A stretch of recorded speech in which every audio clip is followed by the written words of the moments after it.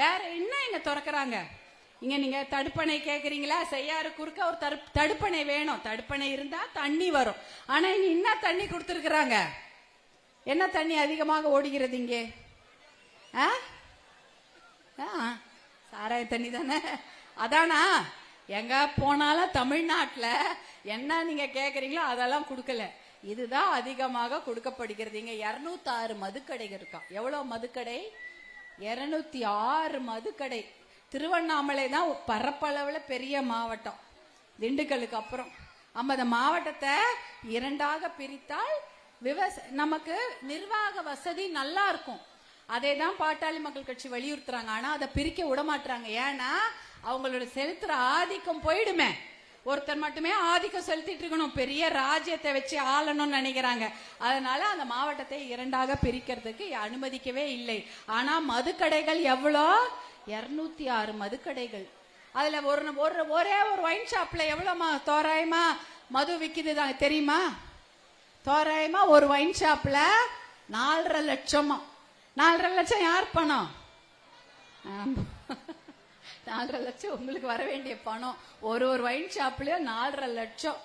வருஷத்துக்கு 3250 கோடி ரூபாய் திருவண்ணாமலை மாவட்டத்தில் மட்டும் ஆண்டு வருமானம். 3250 கோடி ஆண்டு வருமானம் ஒயின் ஷாப்ல. பொங்கலுக்கு மட்டும் கிட்டத்தட்ட 40 கோடி குடிச்சிருக்கிறாங்க. பொங்கலுக்கு மட்டும் எவ்வளோ? 40 கோடி. 3000 ரூபாய் பொங்கல் பரிசாக வந்த பணம் அத்தனையும் இப்பொழுது எங்க போயிடுச்சு? மறுபடி ஒயின் ஷாப்கே போயிடுச்சு.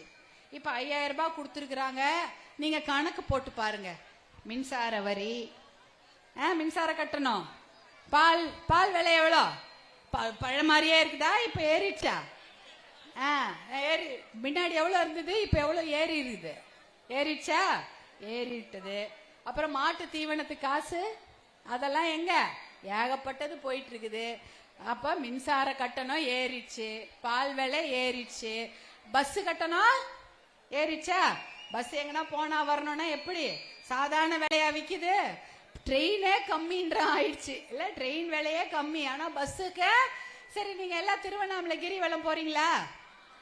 போவீங்க, எல்லாரும் போறீங்க. எத்தனை முறை பௌர்ணமிக்கு போய் தானே ஆகணும். போகாம இருக்க மாட்டீங்க. இந்த பகுதி எல்லாருமே கிரிவலம் போயிருப்போம். இன்னைக்கு கிரிவலம் போனோம்னா இங்க இருந்து ஊர்ல பஸ் எடுத்து தானே போனோம். பஸ்ல ஏறி திரும்பி திருவண்ணாமலைக்கு போயிட்டு அங்க கிரிவலம் அங்க நடக்கலாம். ஆனா போறதுக்கு இங்க இருந்து கிரிவலம் போக முடியும்? நம்ம கிரிவலம்னா திருவண்ணாமலை சுத்தி தான் போனோம். ஆனா இங்க இருந்து நீங்க எல்லாம் பஸ்ல தான் போவீங்க. நீங்க கட்டணம் எவ்வளோ ஏறிடுச்சா? ஏறி விட்டுது.